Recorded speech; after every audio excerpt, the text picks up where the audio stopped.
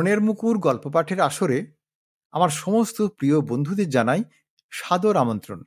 মূল গল্পে যাওয়ার আগে আমি আপনাদের বলবো যে গল্পটি যদি আপনাদের ভালো লাগে তাহলে অবশ্যই একটি লাইক দেবেন ও গল্পটি শেয়ার করবেন। আর যদি চ্যানেলটি এখনো সাবস্ক্রাইব না করে থাকেন তাহলে সাবস্ক্রাইব করে দেবেন। এবার তাহলে মূল গল্পে আসা যাক। আজ আমি আপনাদের পড়ে শোনাবো প্রেমেন্দ্র মিত্রের লেখা একটি রহস্য গল্প। গল্পের নাম ফুটপাতের বই। সামান্য একটা বই কেনা নিয়ে এমন ব্যাপার হবে তা আমি ভাবতেই পারিনি। তাও একটা পুরনো ছেঁড়াখোড়া বই। রাস্তার ধারে ফুটপাতের উপর পুরনো বই ছড়িয়ে যারা বিক্রি করতে বসে সে এক ফেরিওয়ালার কাছে কেনা। বইটাও এমন কিছু আহামরি নামকরা বইও নয়। বেশ কয়েক বছর আগে বিলেতে ছায়াছবি হিসেবে যে কাহিনীটা কিছুটা নাম করেছিল, বইটা তারই ছাপানো চিত্রনাট্য মাত্র। চিত্রনাট্যটা অবশ্য বেশ পাকা হাতের লেখা, পড়তে ভালোই লাগে। কয়েক বছর আগে ছায়াছবিটাই কলকাতা শহরেই একটা নামকরা সিনেমা হলে দেখেছিলাম। এতদিন বাদে হঠাৎ রাস্তার ফুটপাথে ছাপানো চিত্রনাট্যটা পেয়ে সেটা কিনেই ফেললাম। বইটা বেশ সস্তাতেই পেয়েছিলাম। সস্তা পাওয়ার অবশ্য কারণও ছিল, একটা নয় অমন 10-12টা ওই বইয়ের কপি পাশাপাশি ফুটপাতের ফেরিওয়ালাদের অন্য সব বেচবার বইয়ের মধ্যে যেভাবে ছড়ানো ছিল তাতেই বোঝা গেছিল যে কোনো বইয়ের দোকানের এক বিলে চালান হয়ে আসা এই বইটার বান্ডিল যে কোনো কারণেই হোক বিক্রি না হয়ে দোকানে এতদিন পড়েছিল। এখন হয় দোকানটায় উঠে যাওয়ার দরুন কিংবা বইটার আর বাজার নেই বলে ওগুলো পুরনো বইয়ের ফেরিওয়ালাদের হাতে চলে এসছে। আগেই বলেছি যে বইটা এমন কিছু আহামরি দুষ্প্রাপ্য সওদা নয়, তার উপর বিক্রির জন্য পড়েও আছে গাদাখানেক। তাই বেশ সস্তায় সেটা পাওয়া কোন রকম দাম বলে মনে করবার কোনো কারণই ছিল না। কিন্তু বইটা কিনে আমার দিন দুই বাদেই সেই রকম একটা সন্দেহের কারণ ঘটায় আমি অবাক হয়ে গেলাম।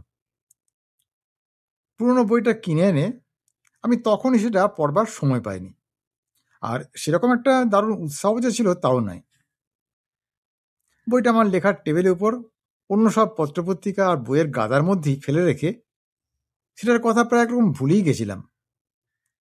মনে করিয়ে দিল বইটা যার কাছ থেকে কিনেছিলাম সেই বা তারই মতো পোশাকের এক পুরনো বই ব্যাপারী। বই পাড়ার মধ্যে বড় রাস্তাটার ধারে কাঠের শেলফে সাজে আর ফুটপাতে যারা বই বেচাকেনা করে থাকে তাদের প্রত্যেককে আলাদাভাবে চিনব এমন ঘনিষ্ঠ কারবার তাদের সঙ্গে আমার নয়। তবে মাসে একবার দুবার উপাড়ায় গিয়ে বই ঘাঁটাঘাঁটি একটু নেশা আমার আছে বলে ব্যাপারীদের কেউ কেউ কিছুটা মুখ চেনা হয়ে গেছে। সেদিন সকালে বাড়ির থেকে বার হবার সময় গেটের কাছে সেরকম একজনকে দেখে আমি একটু অবাক হলাম। গেটের কাছে দাঁড়িয়ে সে আমারই জন্য অপেক্ষা করছিল। আমি বার হতেই এক পা এগিয়ে এসে সেলাম জানিয়ে বলল, আগে আপনার জন্যই দাঁড়িয়ে আছি। আমার জন্য দাঁড়িয়ে আছো? তার সম্ভাষণের ধরনে একটু হেসে বললাম, হ্যাঁ, তা আমার এই সৌভাগ্যের কারণটা তো বুঝতে পারছি না।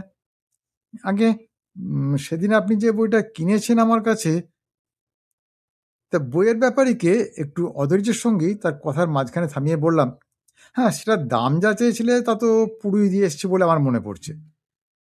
তখন অত্যন্ত লজ্জিত হয়ে অপরাধীর মতো গলায় পুরনো বইয়ের ব্যাপারী বললে, না না, দাম আপনি ঠিকই দিয়েছিলেন, আমি সেজন্য আসিনি। আমি মানে আমি বইটা আপনার কাছে ফেরত চাইতে এসেছি। ফেরত চাইতে এসেছো? কথাটা শুনেছি কিনা বুঝতে না পেরে প্রশ্নটা আবার করে বললাম, বইটা বিক্রি করে আবার তুমি তা ফেরত চাও? আগে হ্যাঁ।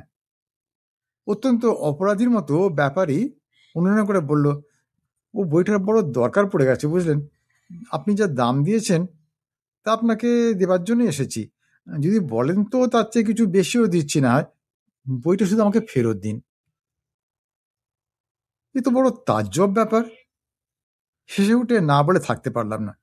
এই দুদিন আগে যে বইটা কিনে এনেছি সেটা তুমি আবার ফেরত চাইছো, আর তার জন্য তুমি আমার কাছে এসেছো, আর তার জন্য তুমি আবার বেশি দাম দেওয়ার জন্য তৈরি? আগে লোকটি বেশ একটু কুণ্ঠিত হয়ে জানালেন, দেখুন, আপনি পছন্দ করে বইটা কিনেছিলেন, সেইটা আবার ফেরত চাইছি। তাই আপনি যাতে এটা লোকসান বলে মনে না করেন, সেই জন্যে দামটা বাড়িয়ে ও সেই জন্যে দামটা বাড়িয়ে কিনে নিচ্ছ। লোকটার কথায় বাধা দিয়ে নিজেই শেষ করে দিয়ে বললাম, কিন্তু কেন কিনতে চাইছো সেটাই তো বুঝতে পারছি না।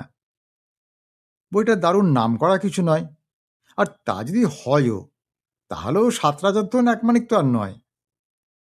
গোটা 10 বই তো সেদিন তোমাদের কজনের কাছাকাছি দোকানে জমায় থাকতে দেখেছি, তার একটা কিনে নিলেই তো তোমার ল্যাঠা চুকে যায়। আগে তা যায় কিনা জানি না। লোকটি খুব বিনীতভাবে জানালো যে আমাকে আপনার কাছে এই বইটি কিনে নিতে পাঠিয়েছে। আমার কাছে এই বইটা কিনে নিতে পাঠিয়েছে? বেশ একটু রহস্যের গন্ধ পেয়ে এবার আমি জিজ্ঞাসা করলাম, কে পাঠিয়েছে, কে? আগে আমাদের দোকানের মালিক। তোমাদের দোকানের মালিক আমার কেনা বইটি বেশি দাম দিয়ে ফেরত নেবার জন্য আমার কাছে পাঠিয়েছে? বলতে বলতে মনে যা হলো তা তখনকার মতোই মনেই রেখে বললাম, আচ্ছা ঠিক আছে, আমার কেনা বইটি তোমাদের দোকানের মালিক কিছু বেশি দাম দিয়েই ফেরত চান। বেশ, তার প্রস্তাবটা আমি শুনলাম, কিন্তু এখন তো আমি বাড়ি থেকে কাজে বেরিয়েছি। এখনই তো তোমাদের বইটা খুঁজে বার করে আনার জন্য আমি বাড়িতে ফিরে যেতে পারবো না। আর তাছাড়া ব্যাপারটা একটু ভেবে দেখার সময় তো আমার চাই। তাই বলছি, কাল সকালে এক সময় এসো, যা ভাববার ভেবে নিয়ে বইটা তখন তোমাদের আমি ফেরত দিতে পারবো বলে মনে হয়। আগে না বাবু। আমার কথা শেষ হবার আগেই লোকটি যেন কাতরে উঠে বলল, দোহাই আপনার, কাল পর্যন্ত দেরি করবেন না। আমি নেহাত গরিব দুঃখী মানুষ। আজ সুধাতে ফিরে গেলে আমার চাকরিটা যাবে। আপনি বরং যা দাম দিয়েছিলেন তার ডবল, না হয় 3 ডবল লাভ নিন। বইটা আজ আমায় না। বেশ কঠিন স্বরেই ধমক দেবার বললাম, তোমার কাছে যা শুনলাম আর বইটার জন্য তোমাদের যে ছটফটানি দেখছি, তাতে এখন আর সেটা কিছুতেই ভালো করে না বুঝে শুনে খোঁজ না নিয়ে আমি ফেরত দিতে পারবো না। বইটা যদি শেষ পর্যন্ত ফিরিয়েও দিই, তাও আজ নয়, কাল সকালে এই সময় এলে তবে জানতে পারবে। কথাগুলো বলে আর অপেক্ষা না করে আমি চলে এসেছিলাম। কিন্তু বইটা নিয়ে মনে বেশ একটু অস্বস্তি ছিল বলে দুপুরে কাজকর্ম সারা হওয়ার পর বিকেলেই বইপাড়ায় সে রাস্তার ধারের পুরনো বইয়ের ব্যাপারীদের কাছে আমি গিয়েছিলাম, আমার আগের দিনের কেনা বইয়ের আর একটা কপির খোঁজে। কিন্তু আশ্চর্য ব্যাপার, আগের দিন যে বইয়ের অন্তত 10-12টা কপি কাছাকাছি স্টলের সামনে ছড়ানো থাকতে দেখেছি, তার একটার বার চিহ্ন মাত্র নেই। বইটা সম্বন্ধে আমার খোঁজ নেওয়াটাও দোকানদারদের কেউ বা বিরক্ত হলো, আর কেউ বা একটু ঠাট্টা করে বলল, হ্যাঁ আপনি সেই বইয়ের খোঁজ করছেন? সে বই পেতে হলে এখন যেখানকার ছাপা সেই খাস বিলেতে আপনাকে যেতে হবে, বুঝলেন? কেউ বা বিরক্ত, কেউ বা রসিক, এসব পুরনো বইয়ের ব্যাপারীদের সঙ্গে আমার অল্প চেনাশোনা আছে। একজনের কাছে সমস্ত ব্যাপারটা একটু ভালো করে জানতে পারলাম। তার বিবরণ মতো জানা গেল, সপ্তাহখানেকও নয়, মাত্র 4-5 দিন আগে কলকাতার এক মধ্যবিত্ত পাড়ায় একটা পুরনো বাড়ির মালিক যত সব পুরনো কাগজপত্র আর বইটই তাদের বইয়ের বাজারে প্রায় জলের দরে বেচে দিয়ে যায়। এরকম ঘটনা তাদের বাজারে একবারে অদ্ভুত কিছু নয়। পুরনো এক একটি বাড়ির মালিক কি ওয়ারিসান মাঝে মাঝে নিজের কাছে থাকা অকেজো আয়কার এরকম বই কাগজের পুঁজি প্রায় জলের দরে বিকিয়ে দিয়ে বাড়িঘর সাফ করবার ব্যবস্থা করে। তা এবারের সস্তায় বিকিয়ে দেওয়া বইয়ের গাদার মধ্যে একেবারে নতুন এক সেট বইও যে ছিল, সেটা খুব একটা আশ্চর্যের কিছু নয়। মালিকের অবহেলায় কি খামখেয়ালে ওরকম ব্যাপারে যে কখনো ঘটে না এমন নয়। এবারের ব্যাপারটা শুধু এই দিক দিয়ে একটু বেশি অদ্ভুত যে ভিন্ন ভিন্ন নয়, একটা বইয়েরই পুরো একটি 10-12টি নতুন কপির সেট বাজারে বিকিয়ে দেওয়া হয়েছে। এই ব্যাপারটাকে যদি একটু অদ্ভুত মনে করা যায়, তাহলে তার চেয়ে অনেক বেশি অদ্ভুত, রীতিমতো অবাক করা ব্যাপার ঘটেছে বইগুলো বাজারে আসবার সপ্তাহখানেক বাদে। সদ্য ছাপা নতুন বইয়ের মতো ঝকঝকে তকতকে হলেও বহুকাল আবার সামান্য একটু সুনামের লেখকের লেখা বলে ফুটপাতের বাজারে আসবার পর বইটির কোনো চাহিদা হয়নি বললেই হয়। ফুটপাতে ছড়াবার পর ৩-৪ দিনে আমার মতো আরেকজনই এ বইয়ের একটি কপি কিনে নিয়ে যান, কিন্তু তারপর কোথা দিয়ে কি যেন ভোজবাজি হয়ে যায়। আমি বইটির একটি কপি নিয়ে যাওয়ার কিছুক্ষণ পরে বইটির জন্য এমন কাড়াকাড়ি পড়ে যাবে তার কে ভাবতে পেরেছিল।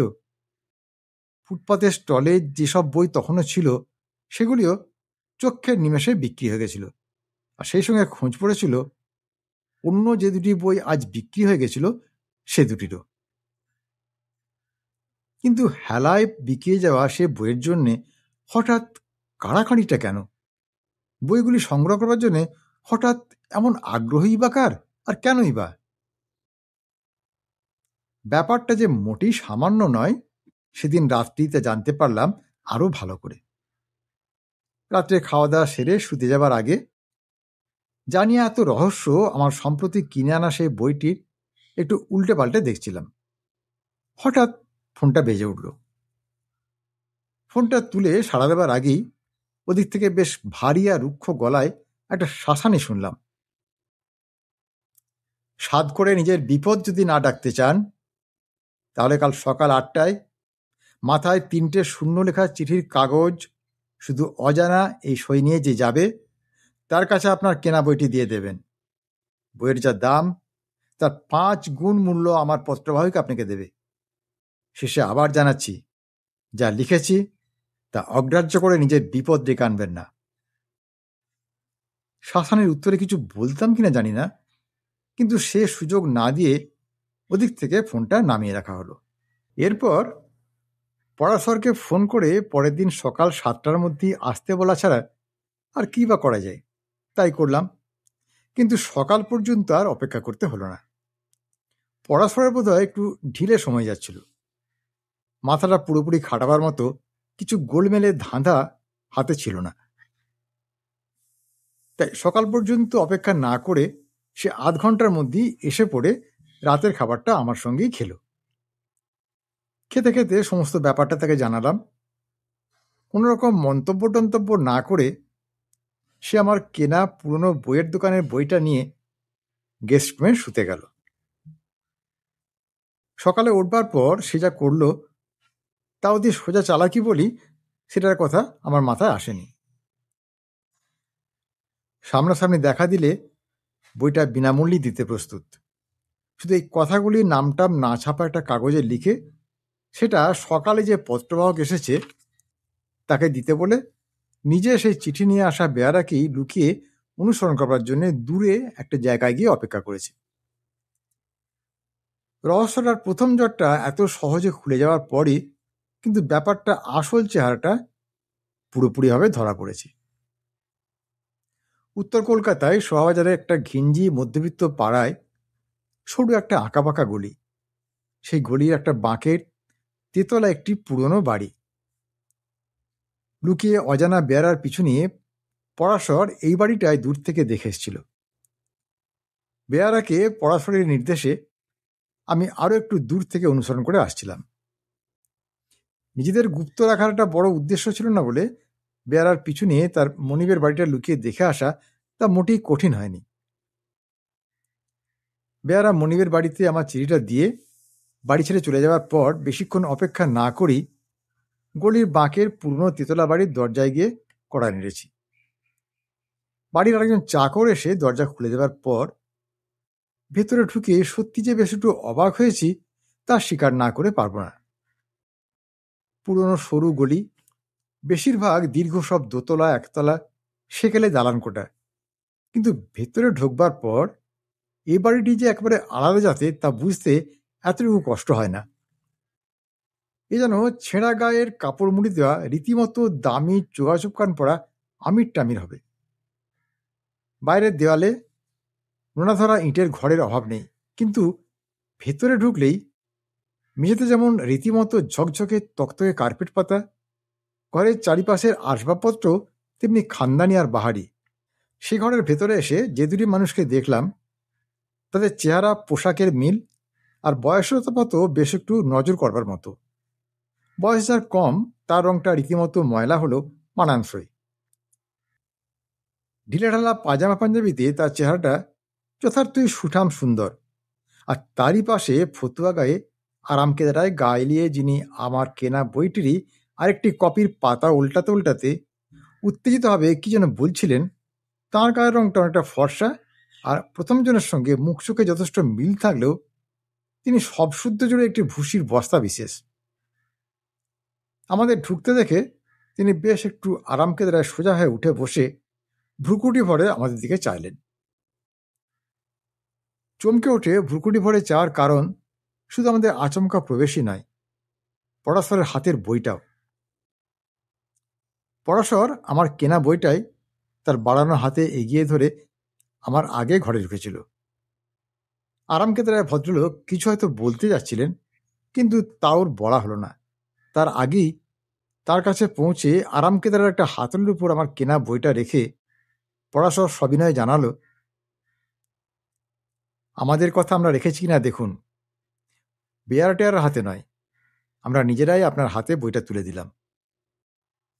কিন্তু আপনারা? আরামকেদারার ভদ্রলোক বেশ একটু সন্দিগ্ধভাবে যা বলতে চাইছিলেন আগেই তা অনুমান করে পরাশর বলল, কেমন করে আপনার এই বাড়িটা খুঁজে বার করলাম তাই ভাবছেন তো? কিন্তু এই ভাবনা তো আগুন জ্বালার পর ধোঁয়ার কুণ্ডলে দেখে অবাক হওয়ার মতো। আপনার পাঠানো বেয়ারার পিছনেই আপনার খোঁজ যে আমরা পেতে পারি, এই সোজা কথাটাই আপনাদের মাথায় আসেনি দেখি বুঝছি। এসব গোয়েন্দাগিরি টিরির ব্যাপারে আপনি একেবারে কচিকাঁচা, একেবারে অয়াকহর পড়ুয়া। তা হোক, তা একদিক দিয়ে তাই ভালো বলে আমাদের প্রস্তাবটা এখন আপনাদের জানাচ্ছি। আপনাদের প্রস্তাব? আরামকেদারা লোকটি এবার একটু সন্দিগ্ধ হবে অসন্তোষের সঙ্গে আমার দিকে চেয়ে বললেন, আপনাদের আবার কি প্রস্তাব আমায় জানাতে এসছেন? না না মশাই, এই বইয়ের একটা কপি এনে দিয়েছেন, তার জন্য যা লাভ টাভ চান নিয়ে যান। আপনাদের সব প্রস্তাব টস্তাব শোনার সময় কি উৎসাহ আমার নেই। সময় আর উৎসাহ যদি না থাকে শুনবেন না। এবার আমাকে একটু ঝাঁচড়া গলায় বলতে হলো, তবে অযাচিত কারো সাহায্য পাচ্ছিলেন সেইটা একটু জেনে রাখুন। যদি একেবারে অন্য গ্রহের বাসিন্দা না হন তাহলে পরাশর বর্মার নামটা বোধহয় শুনে থাকবেন। ইনি সে পরাশর বর্মা যিনি নিজের থেকে উৎসাহী হয়ে আপনাদের যা সমস্যা রহস্য তার একটা মীমাংসার চেষ্টা করতে চাইছেন। পরাশর নামটা শুনে প্রতিক্রিয়াটা কি আর কতখানি হলো তার বুঝবার অবকাশ না দিয়ে পরাশর তাড়াতাড়ি বলে উঠল, না না, ওসব নাম টামের কথা ছাড়ুন মিস্টার চক্রবর্তী। আমি চক্রবর্তী? পরাশরের কথার মাঝখানে বেশ একটু অবাক হয়ে বাধা দিয়ে আরামকেদারা ভদ্রলোক বললেন, তা আমি যে চক্রবর্তী তা জানলেন কি করে? না না, পরাশর হেসে বললে, ওটা শার্লক হোমস মার্কা বাহাদুরি মনে করবেন না। সেরকম কিছু ক্ষমতা দেখাতেও চায়নি। ওটা নেহাতে একটু চোখ কান খোলা রাখা ছাড়া আর কিছু নয়। চক্রবর্তী এরপর কিছু বলতে যাচ্ছিলেন, কিন্তু তাতে তাকে বাধা দিয়ে পরাশর বলল, আপনার নাম যে অঘোর চক্রবর্তী, তার চোখের দৃষ্টির কোনো দোষ না থাকলে 2-1 মিনিট এখানে থাকলেই জানা যায়। আপনি একেবারে অগোছলা যেমন নন, তেমনি খুব গোছালা মানুষও নন। আপনার এই টেবিলের উপর বেশ কটা চিঠির তারা পেপারের দিয়ে ঢাকা, আর তাতে চিঠির নাম ঠিকানা বেশ পরিষ্কারই দেখা যাচ্ছে। তার একটাই ইংরেজিতে এগুলির ঠিকানার উপরে এ চক্রবর্তী বলে নামটা লেখা। আর একটা পোস্ট কার্ডে নাম ঠিকানা বাংলায় লেখা, তাতে স্পষ্ট শ্রী অঘোর চক্রবর্তী নামটা পড়া যাচ্ছে। কিন্তু সব ফালতু কথা এখন থাক। আমি যা বলতে যাচ্ছি তা হলো, এই ঘটনাচক্রে আমার বন্ধু ফুটপাতের উপর থেকে একটা পুরনো বই কেনার জন্যে আমরা আপনাদের এরকম একটা রহস্যজনক সমস্যার সঙ্গে যখন জড়িয়ে পড়েছি, তখন সমস্ত ব্যাপারটা আমাদের খুলেই বলুন না। আপনারা যা খুঁজছেন নিজের থেকে আমাদের তা ফেরত দিতে আসার থেকে এটুকু আপনারা বুঝতে পারছেন যে এ ব্যাপারে কোনো দাও মারবার লোভটো আমাদের নেই। যা আছে তাই ব্যাপারটা সম্বন্ধে কৌতূহল। আর যোগাযোগ যখন হয়েই গেছে, তখন আপনাদের সঠিক পরিচয় দিয়ে ব্যাপারটা ভালো করে খুলেই বলুন না। দেখা যাক না তাতে কিছু সাহায্য আপনাদের করতে পারি কিনা। ঠিক ঠিক। এতক্ষণ কোনো কথা না বলে আরামকেদারার পাশে একটি ছোট্ট আলমারির কাছে হেলান দিয়ে দাঁড়িয়ে যিনি মাঝে মাঝে শুধু মিটিমিটি হাসছিলেন, সেই সুদর্শন মানুষটি এবার মুখ খুলে বললেন, ব্যাপারটা গুছিয়ে বলার আগে নিজের পরিচয়গুলো ঠিকমতো দিয়ে ফেলা দরকার। তা সেদিক দিয়ে আমার বর্দা বলে সম্বোধন করায় আমাদের সম্বন্ধের কিছুটা আভাস এইমাত্রই পেলেন, কিন্তু সেইটি সব নয়। উনি আমার আপন বর্দা ঠিকই, কিন্তু বর্দার বদলে কাস্তে কাটারি কি খাঁড়া বললেই ঠিক বর্ণনা হয়। ছেলেবেলা থেকে বড় হওয়ার সুবিধার দরুন উনি সব কিছুতে আমায় ঠকিয়েছেন। আমি সাবালক হওয়ার পর, পড়াশোনার জন্য বিদেশে যাওয়ার পর আমাদের সমস্ত বিষয়াশয় সম্পত্তি নানান প্যাচে দখল করে, অখিল! আরাম কেদারার থেকে অহর চক্রবর্তী এবার বকুনি দিয়ে বললেন, এটা হাসি তামাশার ব্যাপার নয়। তোমার ওই বিলেতি রসিকতা শুনে কেউ কেউ ভুল করে সত্যিও মনে করতে পারেন। হায়, তাই যদি সত্যি হতো! বলে একটা দীর্ঘশ্বাস ফেলার ভঙ্গি করে অঘর চক্রবর্তী ভাই অখিল বললেন, আমার মুখে সত্য কথা যখন তামাশা বলে মনে হয়, তখন তুমিই যা বলবার বলো বর্দা। হ্যাঁ, তাই বলছি। তোর মতো আহাম্মক দুনিয়ায় আর আছে কি না এরাই বিচার করে দেখুন। বলে আরাম কেদারায় সোজা হয়ে সে অঘরবাবু যে বিবরণ আমাদের শোনালেন তা সত্যিই বেশ অদ্ভুত। সংক্ষেপে বিবরণটা হলো এই যে, অঘোর আর অখিল চক্রবর্তীর এক অদ্ভুত খেয়ালি মামা ছিলেন। তিনি এখনো আছেন কিনা বলা যায় না, কারণ গত 12 বছর তিনি ভাগ্নেদের সঙ্গে কোনো যোগাযোগ রাখেননি। অঘোর অখিলের এই খেয়ালি মামা অদ্ভুত প্রকৃতির এক মানুষ ছিলেন। প্রথম যৌবনেই দেশ ছেড়ে চলে গিয়ে কোথায় না কোথায় গিয়েছেন, আর কি না করেছেন তার সঠিক বিবরণ কেউ জানে না। ইউরোপ, আমেরিকা, আফ্রিকায় কখনো তিনি সার্কাসের দলে যোগ দিয়ে ঘুরে বেরিয়েছেন বাঘ সিংহ বসের খেলা দেখিয়ে, কখনো বা রাশিয়া কি অস্ট্রেলিয়ায় কোনো পরীক্ষাগারে বিজ্ঞান গবেষণার কাজে কাটিয়ে দিয়েছেন বছরের পর বছর। এই খেয়ালি ভবঘুরে জীবনের মধ্যে ভাগ্নেদের সঙ্গে যোগাযোগ কিন্তু তিনি রেখেই চলতেন। 2-10 মাস চুপ করে থাকলেও 2-3 বছরে একবার তিনি ভাগ্নেদের খবর নিতে, তাদের সঙ্গে যোগাযোগের চেষ্টা করতে কখনো ভুলতেন না। সেই যোগাযোগের চেষ্টার মজার ব্যাপার ছিল ভাগ্নেদের কাছে কিছু টাকা পাঠানো, আর সেই সঙ্গে এই বলে আশ্বাস দেওয়া যে তারা যদি যথার্থ সাচ্চা হয় তাহলে তিনি তাদের বড়লোক করে দিয়েই যাবেন, কিন্তু তাদের নিজেদের মধ্যে ফাঁকি থাকলে তাদের সব পাওয়া ফক্কিকার হয়ে যাবে। এসব বকুনি মামার বুড়ো বয়সে মাথা খারাপের লক্ষণ বলেই মনে হয়েছে তার ভাগ্নেদের। কারণ টাকা কড়ি নয়, 12 বছর আগে মামার কাছ থেকে শেষ চা এসেছে, তা একই বইয়ের 12টা কপির একটা সেট। বইটাও অসাধারণ কিছু নয়, বহুকাল আগে সেই 40-এর দশকে তোলা একটা ইংরেজি ছবির ছাপানো চিত্রনাট্য মাত্র। এই বইয়ের কদর যে বুঝবে তার ভাগ্নে অখিল মামার মতোই ভবঘুরে বলে মামাবাবু তাঁর চিঠিপত্র টাকা করি কলকাতায় পৈতৃক বাড়ির ঠিকানাতে পাঠাতেন। শেষ চিঠি আর বইয়ের পার্সেল শুদ্ধ মস্তিষ্ক বিকৃতির প্রমাণগুলো ধরে নিয়ে অঘোর বইগুলো বাড়ির একটা চোরাকুঠির মতো ঘরে বন্ধ করে প্রলাপ মার্কার চিঠিটা একটা দেরাজের ড্রয়ারে তুলে রেখে তার কথা একেবারে বেমালুম ভুলে গেছেন।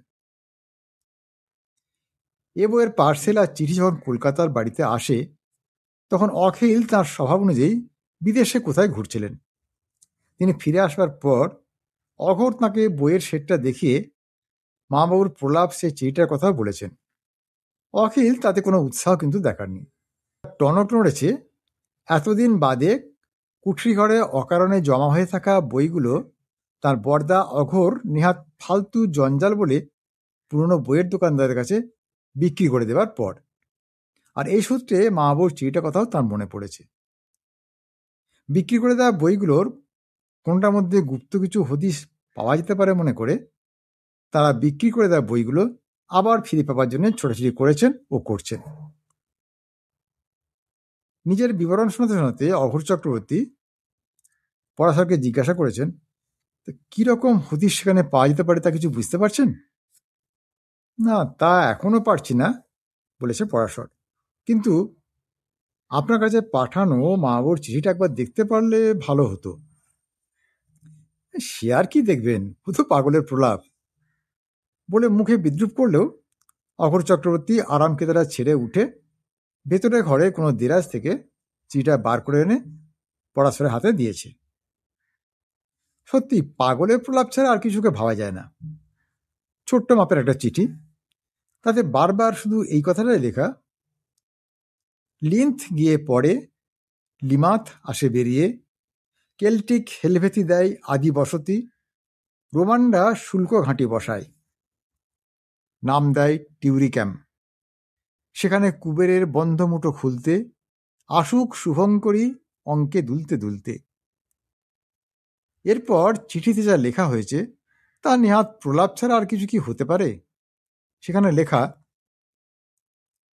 খুঁজে পেতে প্রকাশনার বছর তার পেছনে লাগাও, শেষ পাতায় যা আছে ছাপা সেই গোনা নম্বর, তবেই দেখবে এরপরে আর থাকবে বাকি আর কিছু খেল কি। চিঠিটা দেখাতে দেখাতেই হেসে ফেলে অঘোর চক্রবর্তী বলেছেন, হ্যাঁ দেখছেন তো, সে বুড়ো হয়ে ভীমরতি ধরা পড়ে পাগলের প্রলাপ। চিঠিতে কিছু হবে না, তবে যে দু একটা বই এখনো বাজারে হারিয়ে আছে সেগুলো পেলে হয়তো অন্য হদিশ মিলতেও পারে।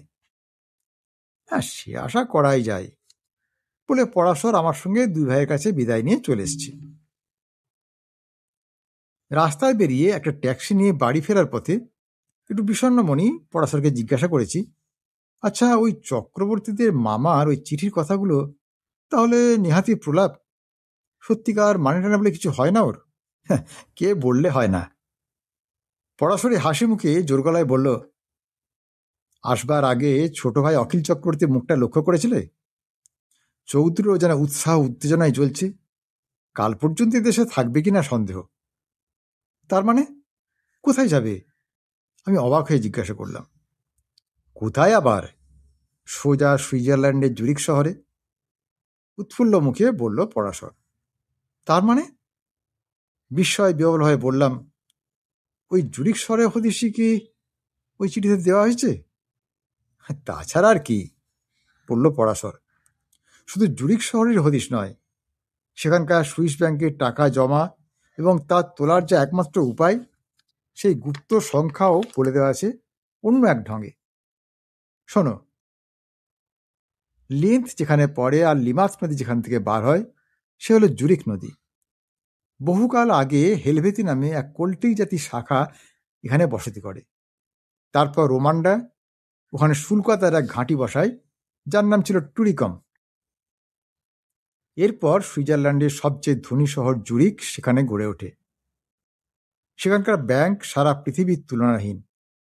অঘোর আর অখিলের মামা সেই ব্যাংকই নিজস্ব সিন্ধু খোলার গুপ্ত সংখ্যা পর্যন্ত এই চিঠিতে এমনভাবে জানিয়ে দিয়ে গেছেন যাতে বড় ভাগ্নে অঘোর, যাকে এ যাবৎ ঠকিয়ে এসছেন, সেই ছোট ভাগ্নি যাতে তার গুপ্ত সঞ্চয় পান।